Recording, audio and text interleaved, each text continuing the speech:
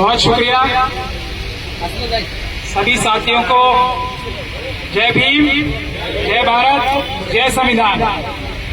मैं mission save constitution की सारी टीम के साथ सबसे पहले तो मिशन सेव कॉन्स्टिट्यूशन की पंजाब की कन्वीनर हमारी डॉक्टर रितु की तरफ से, मिशन सेव कॉन्स्टिट्यूशन के हमारे दिल्ली के कन्वीनर राजेश कुमार जी की तरफ से, मिशन सेव कॉन्स्टिट्यूशन के हमारे हरियाणा के इंचार्ज विकास कांगड़ा जी की तरफ से और एडवोकेट बेनीवाल जो हमारे दिल्ली के मिशन सेव कॉन्स्टिट्यूशन के लीगल सेल के कन्वीनर।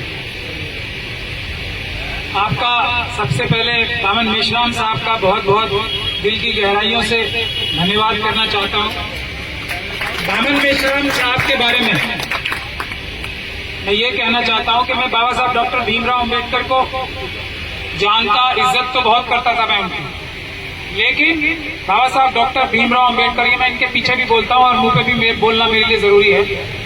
बाबा साहब डॉक्टर भीमराव अंबेडकर और काशीराम जी के मिशन के बारे में अगर मुझे किसी ने पूरा इंटरेस्ट जगाया तो वो बामन मेश्राम साहब है।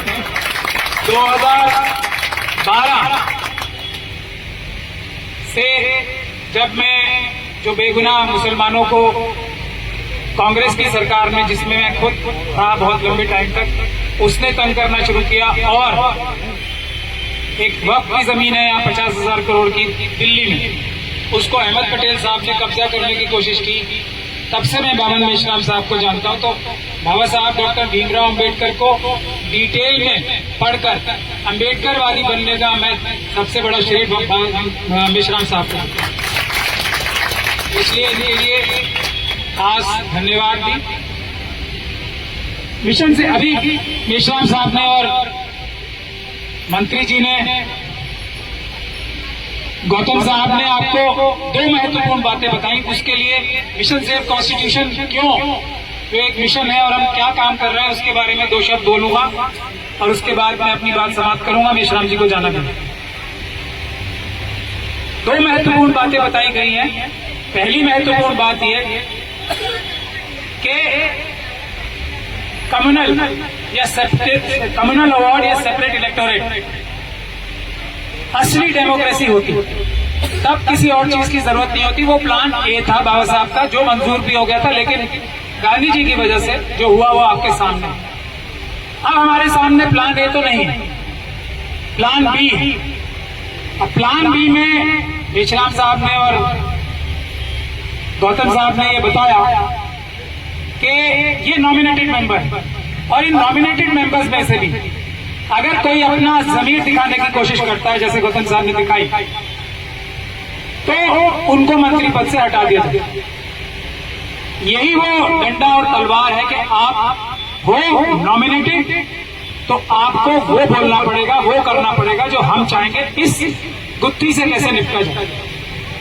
ये काम सिर्फ 131 एमपी का नहीं है, ये काम और ये पीड़ा और ये एक तरीके से, माफी के साथ कह रहा हूं सबसे, गले में पट्टा जो है ये SC ST के 131 के गले में नहीं है, ये माइनॉरिटीज के भी जितने पॉलिटिकल पार्टीज में हैं उनके गले में भी है, OBCs के जितने भी हमारे लोग हैं उनके गले में भी है, भले ही वो चीफ मिनिस्टर बन जाए किसी के या किसी स्टेट के या कुछ भी बन जाए।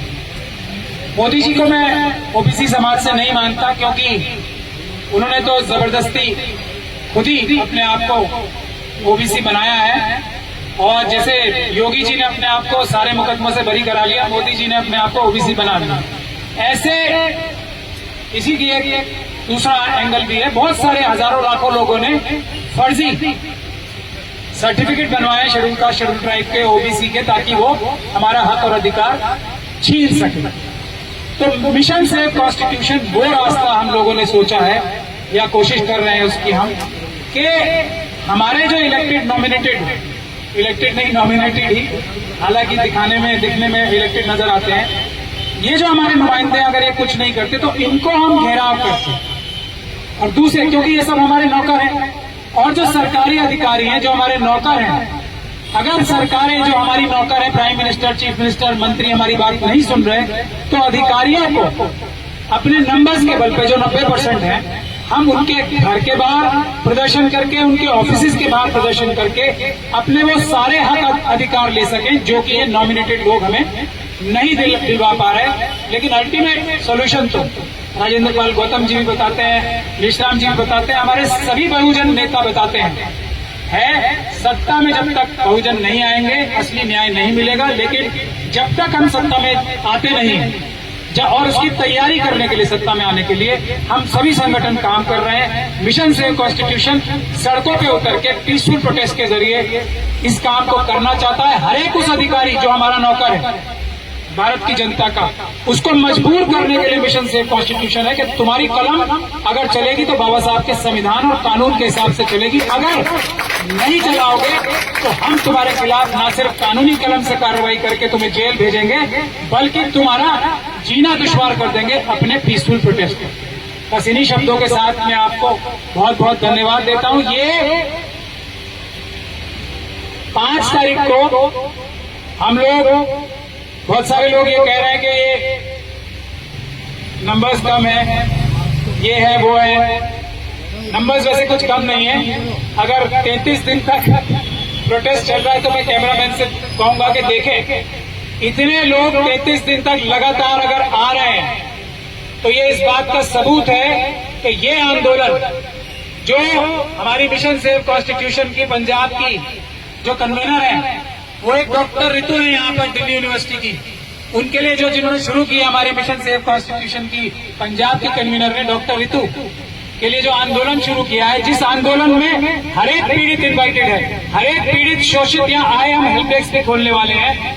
वो आंदोलन एक बहुत मजबूत आंदोलन है। G20 में भी जो आंदोलन उखड़ा नहीं, बारिश में, तूफान में, हमलों में, गुंडों में, RSS की हर एक चालबाजी में जो ये आंदोलन नहीं उखड़ा, तो ये इस बात का सबूत है कि पहलवान बेटियों को न्याय यहाँ से मिलेगा, किसानों को न्याय, असली अनअडल्ट्रेटेड न्याय यहाँ से मिलेगा। जब तक बामन मेश्राम साहब जैसे, राजेंद्र पाल गौतम जैसे लोग सरकारें नहीं बना लेते, तब तक हम सड़कों पे लड़कर सड़कों पे संघर्ष करके हम लोग मजबूर करेंगे हमारे सारे नौकरों को कानून के हिसाब से हमारा हक और न्याय दे। तो 5 तारीख को ये दूसू और डूटा के इलेक्शन से ये मैं ऐलान कर रहा हूं यहाँ आज नेशनल कन्वीनर की हैसियत से, दूसू और डूटा की वजह से हम लोग, क्योंकि हम जानते हैं RSS वाले कोई ना कोई शरारत करके अपने आतंकी भेज के कोई ना कोई बहाना निकाल कर इस प्रदर्शन को खत्म करने की कोशिश करते, तो हम लोगों ने स्ट्रेटेजिकली अभी इसको नहीं बड़ा किया था। अब मैं यहाँ से ऐलान कर रहा हूँ कि अब इसको बड़ा किया जाएगा। उसकी पहली झलकी या झांकी 5 तारीख को दिखाई जाएगी, जब हमारे जो वाइस चांसलर साहब हैं, जिन्हें अब तक जेल में नहीं तो कम से कम पूछताछ तो होनी चाहिए थी क्योंकि उनके खिलाफ भी FIR हो गई है, उनका घेराव किया जाएगा 5 तारीख को। और उसके बाद ये घेराव का सिलसिला सब तरफ जाएगा, सब जगह जाएगा, लेकिन बेस कैंप यही रहेगा। हर एक पीड़ित और शोषित की आवाज उठाई जाएगी, किसी को नहीं छोड़ा जाएगा और शुरुआत उसकी 5 तारीख से होगी। तो मैं सभी संगठनों से और आपके माध्यम से, प्रेस के लोगों के माध्यम से 5 तारीख को सुबह 11 बजे यहाँ सब लोग आए ताकि हम अपनी छोटी सी संख्या दिखा पाए। और वो संख्या इतनी होगी कि उसकी शुरुआत 5 तारीख को हम करेंगे। वाइस चांसलर साहब को आज ये नम्र निवेदन है, अभी उनके पास कई दिन है, 5-6, खुद तो खैर वो अरेस्ट नहीं होंगे, लेकिन सविता राय को निकाल दें प्रिंसिपल के पद से, पहली, और दूसरा रजिस्ट्रार साहब को और प्रिंसिपल जो है दौलत राम कॉलेज की, उनको अरेस्ट करें और दोनों को निकाल दें। ये हमारी 5 तारीख के लिए मांग है। अगर नहीं पूरी हुई 5 तारीख को तो फिर हम लोग 5 तारीख को मिलेंगे 11 बजे। जय भीम, जय भारत, जय संविधान।